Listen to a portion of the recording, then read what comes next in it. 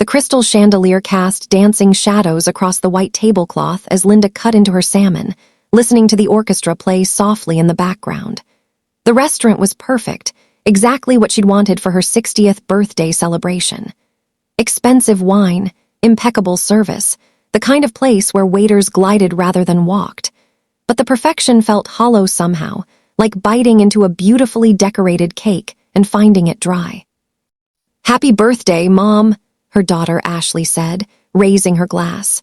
She was in her 30s now, successful in her own right, a marketing executive with an apartment downtown and a boyfriend who worked in finance.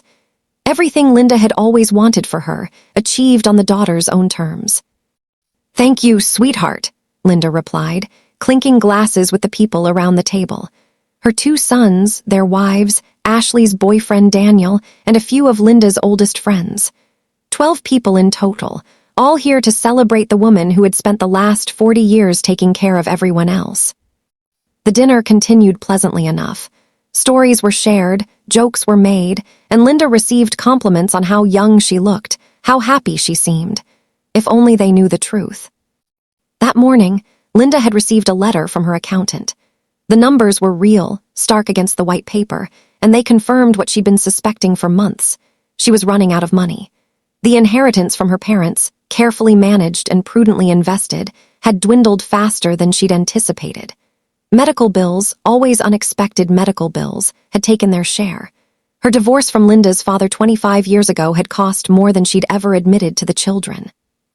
And then there were the loans she'd given her eldest son, Marcus, when his business failed. The money he'd promised to pay back but never had. She'd worked as a nurse for 35 years. She had a modest pension, Social Security wasn't far away, and she should be fine. But fine and living the life she'd imagined were 2 very different things. She'd imagined traveling, finally seeing Europe, maybe buying a little cottage by a lake. She'd imagined being able to help her grandchildren with college, being generous at Christmas, not counting pennies when the waiter brought the check. Now, sitting at this birthday dinner, a dinner that was costing her more than she wanted to think about, Linda felt the weight of her secrecy like a stone in her chest. "Mom, earth to Mom," Ashley was waving her hand in front of Linda's face. "You zoned out again." "I'm sorry, honey. Just tired from all the excitement," Linda lied, returning her attention to the table. The dinner continued. Dessert arrived, a decadent chocolate confection that the restaurant had prepared specially. Everyone sang "Happy Birthday" in that slightly off-key way that should have been embarrassing but somehow wasn't. Linda smiled and clapped her hands and made a wish before blowing out the candles. The wish, of course, was that everything would work out, that she'd find a way to make her money stretch, that she wouldn't have to burden anyone with the truth. After dinner, they moved to the lounge area. A bottle of champagne appeared. More toasts were made. Linda's friends told stories about their friendship, about Linda's quiet strength and unwavering loyalty. How she'd been there for them through divorces and losses, illnesses and crises. How she never asked for anything in return, never made anyone feel guilty for needing her. That was the problem, Linda thought. She'd taught them all too well that she didn't need anything. She'd made being self-sufficient seem like a virtue, like the way things were supposed to be. And now, when she actually needed help, she didn't know how to ask for it. Around 10 o'clock, Daniel excused himself to take a phone call. When he returned a few minutes later, he whispered something to Ashley, whose face went pale. She stood up abruptly, her hand going to her mouth. "What is it?" Linda asked, suddenly afraid. Had something happened? A car accident? A health crisis? The fear that always lurked beneath the surface of a mother's consciousness suddenly surfaced, sharp and acute. "Mom," Ashley said, her voice shaking. "I need to use the ladies' room. I'll be right back." But she didn't come right back. 10 minutes passed, then 15. Linda felt the first stirrings of real panic. She excused herself and went to find her daughter, but Ashley wasn't in the ladies' room. She wasn't in the lounge area either.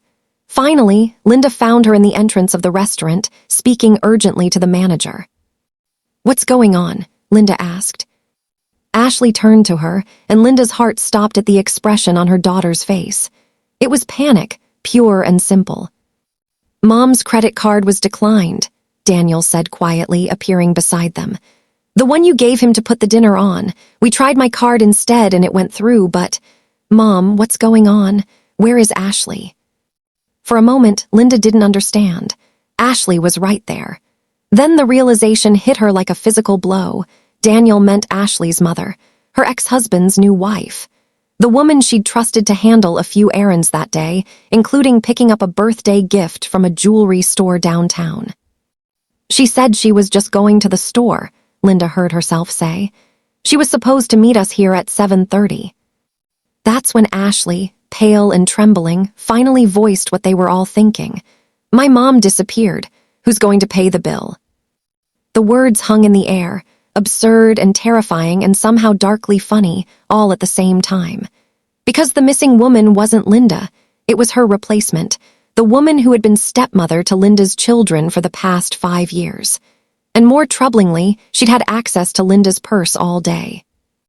The credit card had been maxed out.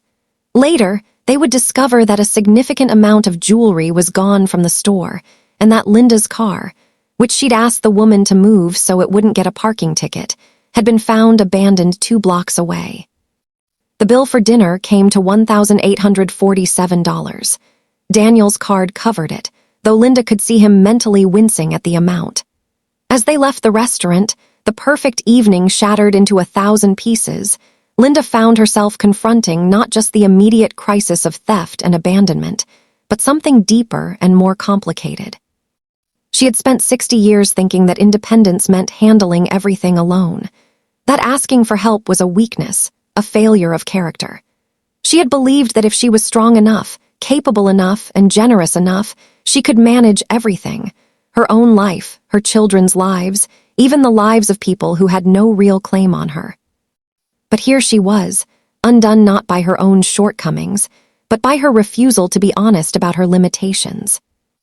In the days that followed, as police reports were filed and insurance claims were made, something unexpected happened. Her children sat her down, all 3 of them plus their spouses, and they asked her the question she'd never allowed them to ask before. What do you need, Mom? At first, Linda tried to deflect, to minimize, to maintain the facade of perfect self-sufficiency. But Ashley wouldn't let her.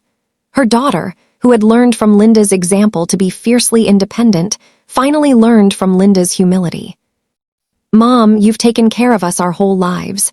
You were there when my first business failed, when I got divorced, when I wasn't sure who I was. The least we can do is take care of you now. And so Linda did something she'd never done before. She was honest. She talked about the medical bills, about the loans that were never repaid, about her modest pension and her dreams that had started to seem impossible.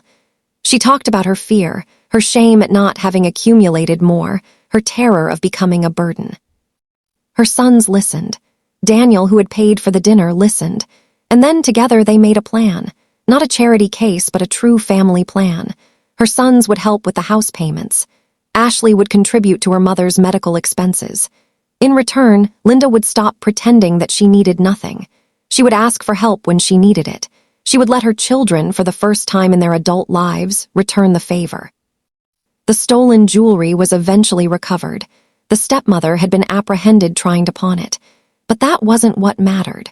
What mattered was that Linda's disappeared stepmother had accidentally revealed a truth that Linda's own life had hidden for 60 years. That strength isn't the absence of need, but the courage to ask for help when you need it.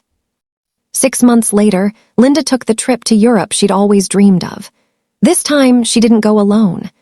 Ashley went with her for a week, and they laughed like teenagers in the streets of Paris, ate pasta in Rome, and watched the sunset over the Amalfi Coast. And for the first time in a very long time, Linda didn't worry about the bill.